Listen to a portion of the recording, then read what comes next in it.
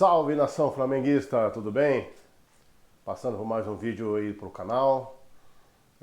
Após a vitória ontem do Flamengo, jogo, um jogo ontem muito bom, né? Dá pra ver já, deu pra perceber a, a mão do técnico Sampaoli, né? Algumas jogadas específicas ali, específicas, algumas posições que dá para ver que alguns jogadores estão desempenhando que é diferente do que vinha realizando com o Vitor Pereira. O Gerson, que estava mal, muito mal com o Vitor Pereira, dois jogos, tanto no jogo contra o Internacional e ontem também, jogando muito bem. Ele fazendo o meio de campo ali como volante, mas sai muito pelo lado esquerdo. É uma posição que ele jogava no Olympique de Marseille, lá na França, com o Sampaoli.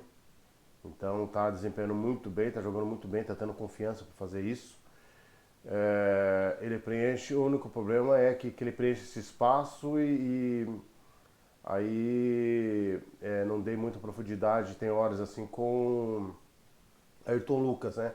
Ayrton Lucas, muitas jogadas saiu pelo meio de campo, foi armando jogada pelo meio de campo, enquanto o Gerson caía pelo lado esquerdo. Ayrton Lucas fazia jogada pelo meio. Esse tipo de jogo é o tipo de jogo que fosse pro Felipe Luiz. O Felipe Luiz é um lateral que gosta de ir pro meio armando jogadas. Mas o Felipe Luiz não está bem fisicamente, tem sofrido com lesões. Se o Felipe Luiz tivesse um pouco mais novo aí, né? Menos idade, mais bem fisicamente, se encaixaria direitinho nesse jogo agora do São Paulo. Mas tá desempenhando bem o Ayrton Lucas. É um bom jogador Ayrton Lucas. E quando o Gerson cai por ali, ele vem pelo meio fazendo a jogada. Então, gostei muito do jogo de ontem. Lógico que foi contra o Maringá. Mas o mesmo time perdeu para o Maringá de 2-0, jogando ridiculamente, né? Aquele jogo lá. Então, deu para ver alguma coisa ali do time sim.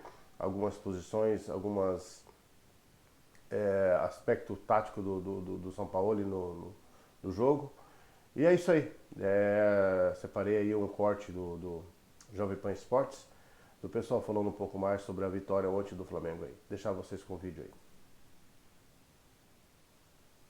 Agora, o Flamengo, Mauro César Pereira, como você gosta que eu fale, até pra gente aliviar um pouco o clima, o Flamengo atropelou. Hoje eu posso falar que atropelou, ganhou de 8-2, dentro de casa, Maracanã lotado.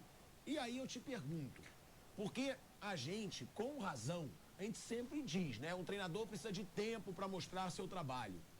Agora, eu sei que é o Maringá, pelo amor de Deus, mas já dá para ver o trabalho do Sampaoli, não dá? Um Flamengo ofensivo, um Flamengo jogadores jogando próximos uns dos outros, o Flamengo marcando pressão, o Flamengo usando a velocidade do Ayrton Lucas e do Wesley.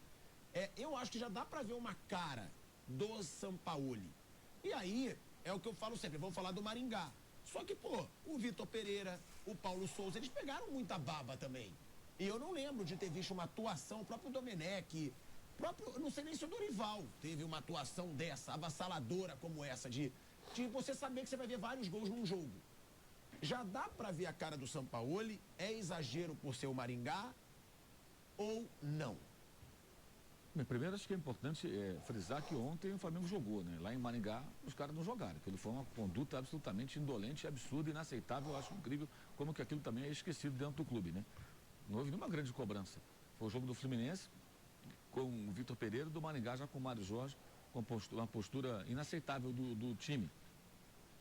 E poderia até perder demais. Agora, de fato, ontem, eu sempre digo o seguinte, você pode ganhar de um time mais fraco de várias maneiras. O Corinthians é mais forte que o Remo. E é melhor que o Maringá também.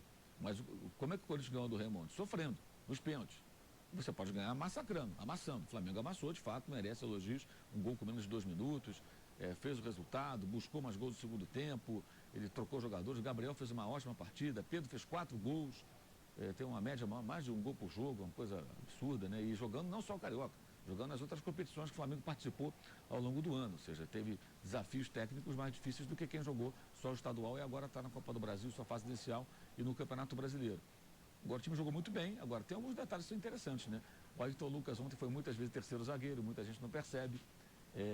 Então tem a turma que detesta o terceiro zagueiro, ele foi quase terceiro zagueiro, quase o jogo inteiro. É que o jogo estava paralelo, só gols. Então assim, era na direita o Wesley descendo à vontade, na esquerda o Ayrton Lucas descendo bem menos. Né? O lado esquerdo ali era ocupado hora por Cebolinha, caía ali o Gerson movimentando muito. E foi um jogo muito bom do Flamengo, uma vitória muito boa. Acho que legal também foi a coletiva dele, ele tentando falar português, né? Agora está estudando português, ele se esforçou para falar em português. Finalmente, São Paulo, pô, antes está do que nunca também. Né? E assim, ele, eu achei muito legal também que na coletiva ele não se mostrou satisfeito. A pergunta final da coletiva, o negócio está meio irônico, que ele falou em contundência no jogo contra o Internacional. Aí pergunta se faltou contundência. Eu pensei, pô, faltou contundência, meteu 8. Mais contundência do que isso, eu pensei, que pergunta é essa? E ele falou assim, eu quero mais contundência, quer dizer, o cara, mesmo ganhando de 8-0, ele apontou problemas do time, não desse jogo tanto assim, mas mais até do jogo anterior do Internacional, e falou sobre a necessidade de melhorar e cobrou mais, soltou uma frase que pode ser tirada do contexto por muita gente, vai ser quando o Flamengo perder jogos, que ele falou, eu quero formar um time imbatível, mas isso leva tempo, lógico que não existe time imbatível, quando você fala isso, acho que é uma força de expressão, eu acho que a tradução literal seria um time difícil de ser batido, mas aí o cara já se esforçou para falar português, gente. Eu quero que ele fale exatamente assim, acho que é um pouco difícil nesse momento. Mas acho que foi uma noite bem interessante, tomou 2 gols bem acidentais, um foi um gol contra, a bola bateu no Fabrício Bruno, outra bola bate nas costas do jogador do Maringá e cobre o Santos. Você acha até que o Santos podia socar a bola do primeiro gol? Eu acho que o Santos tinha muito pode ser que podia socar antes de a bola bater no Fabrício, mas enfim. Mas foi assim, e o Maringá também teve um momento Tolima. Eu falei aqui durante a semana que achava que não ia fazer a mesma bobagem, mas fez. Depois tomou 2 gols, ele se abriu, foi para cima. E um abraço, amigo. Vai tomar goleada, como aconteceu outro dia com o Fluminense em Volta Redonda. O Volta Redonda tomou de 7. O time se descontrolou, se desarvorou todo, o Fluminense deitou e rolou, passou o carro. O Tolima ano passado tomou de 7 também e esse time do Maringá tomou de 8. O time perdeu jogadores que foram negociados, um ontem também já estava indo para o Juventude. Isso tudo também tornou um pouco mais fácil. Mas foi uma noite de uma grande vitória, acho que foi. E há de se registrar o patético comportamento de um flamimizento. Né? Tô vendo da Flamimimi é o flamimizento. Né? Não, mas essa Flamimimi não é a minha, não. Então é a Flamimimi do B. Essa não é a minha, não. Eu sempre acho que o Gabigol é ídolo, imortal. O cara, Vamp, na saída ali do túnel central, os jogadores saem, o Gabigol saiu e tal, e tá saindo, o cara xingando o Gabigol. O Gabigol jogou muito bem ontem. Pô, ele jogou bem pra caramba. Ele deu passe, ele deu assistência, ele participou super bem do jogo, ele arrastou marcação em jogadas que o Pedro entrou ali pra fazer o gol. Ele foi super bem. Só me pareceu assim que ele, não sei se é impressão minha, estou enganado, eu achei ele meio contrariado por ter feito só um gol. E de fato eu acho normal que seja assim, porque ele é um artilheiro. Mas eu acho que até porque ele fez 4. Isso, mas eu acho que assim, é importante aí que ele procure entender o seguinte, isso vai mudar naturalmente. A atuação de ontem foi super elogiada pela torcida. Você via depois do jogo. Você vê que São Paulo de modo fala assim, eu vou precisar dos gols dos dois para a gente chegar. Porque eles vão fazer muitos gols e vai dar muitos pontos. No ano passado, o artilheiro da Libertadores foi o Pedro. Mas quem fez o gol que ficou na história foi o Gabriel. Quer dizer, então, de repente, ele pode ter menos gols do que o Pedro e pode fazer gols mais importantes. Eu acho que o mais importante, primeiro, esquecer aquela história de centroavante. Não é centroavante, ele é um atacante. Ele cresce muito quando ele participa mais do jogo, como ontem, quando ele se movimenta, circula pelo campo, tabela, vem buscar o jogo, pega na bola toda hora. Deu passo pro Cebolinha. Exato, então acho que ele tem condições de ajudar muito. E tendo um centroavante goleador, talvez ele não seja o artilheiro mais do time. Como em alguns momentos o Bruno Henrique brilhou mais do que ele entre 2019 e 2020. Teve momentos que ele foi, não digo ofuscar. Tem o famoso jogo do Corinthians, no Maracanã, que caiu o Carille, ele estava suspenso, o Bruno Henrique acabou com o jogo, fez 3 gols. Então isso acontece contra o São Paulo também, quando o Bruno Henrique fez também 3 gols no 5-1. Então acho que é importante ele entender isso. O Pedro é um cara de definição, é o melhor atacante, centroavante do futebol brasileiro, talvez sul-americano, tem números absurdos, é um jogador excelente, e ele é um cara que ele tem outros predicados, eles podem se completar.